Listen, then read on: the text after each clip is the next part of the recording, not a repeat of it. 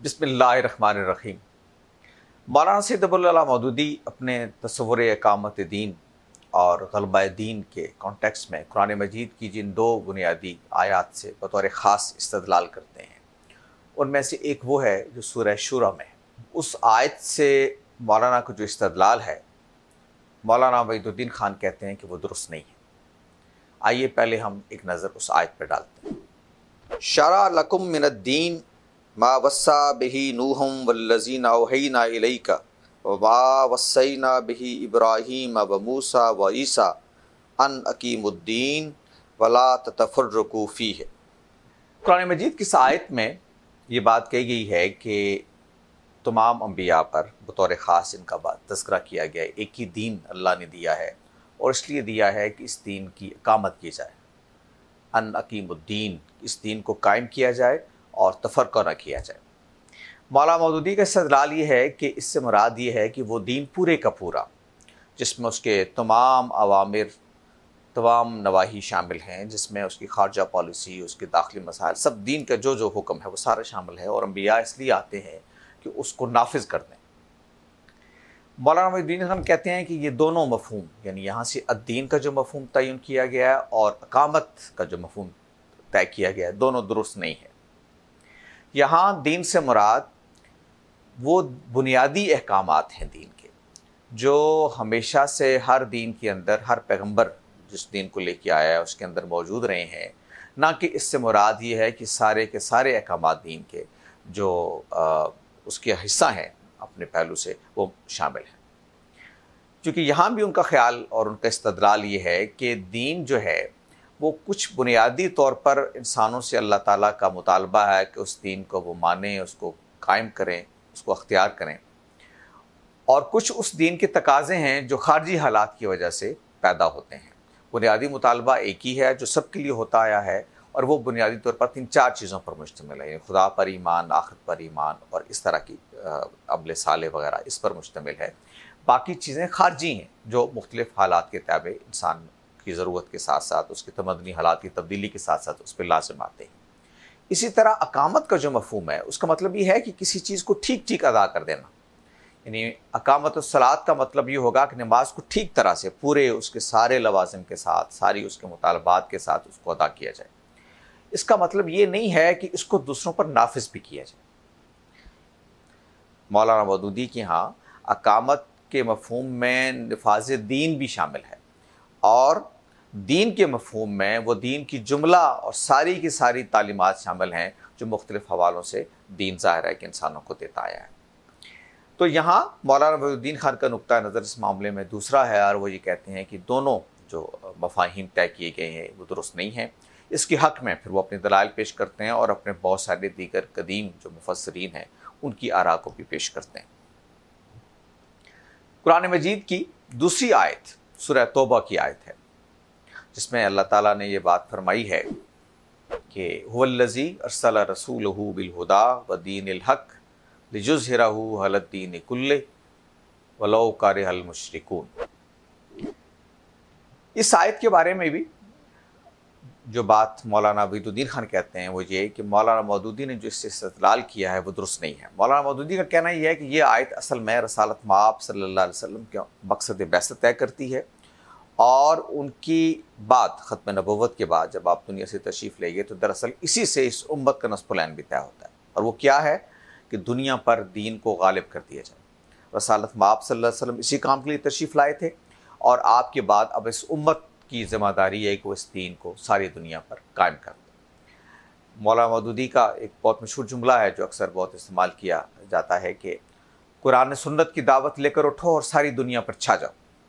تو گویا یہ ایک طرح سے خلاصہ ہے اس بات کا جس سے وہ اخذ کیا مولانا نے اپنے تصور دین میں۔ مولانا وحید الدین خان کہتے ہیں کہ یہاں بھی وہی غلطی ہوئی کہ اپنے اس تصور دین کو جسٹیفائی کرنے کے لیے اس آیت کو بیان کیا گیا۔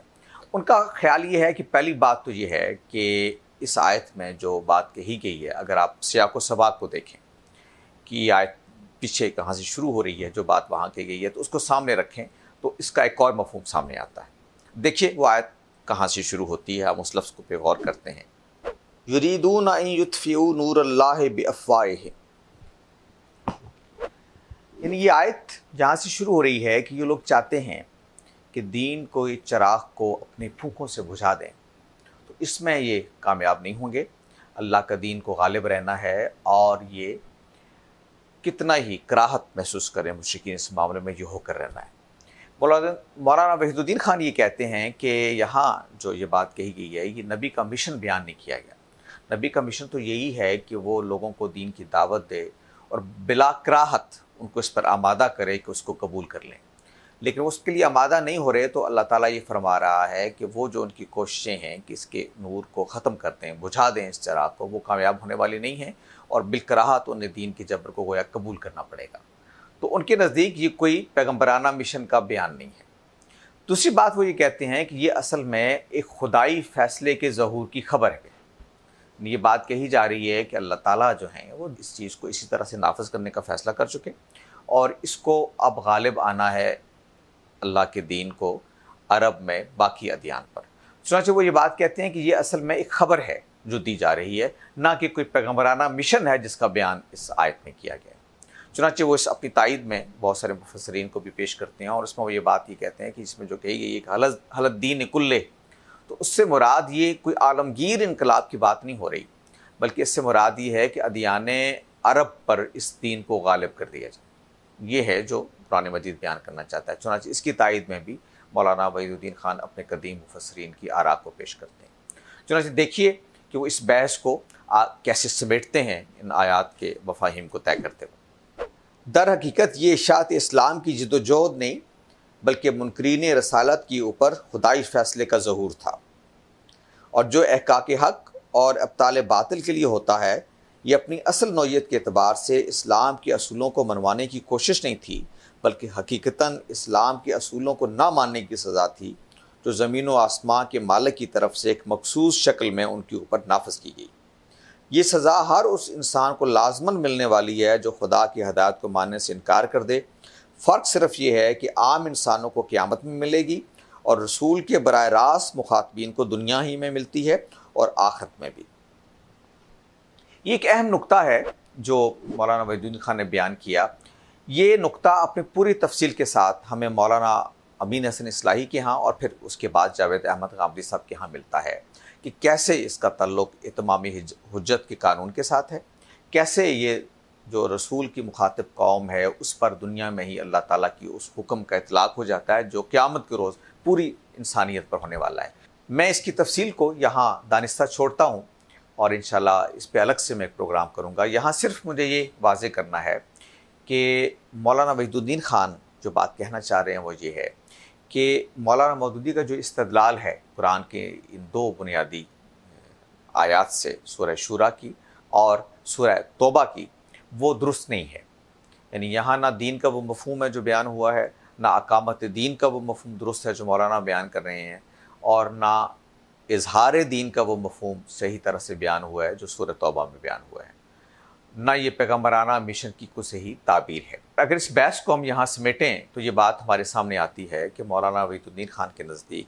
مولانا مودودی کا استدلال جو اسباب میں قرآن مجید کے حوالے سے کیا گیا وہ درست نہیں ہے۔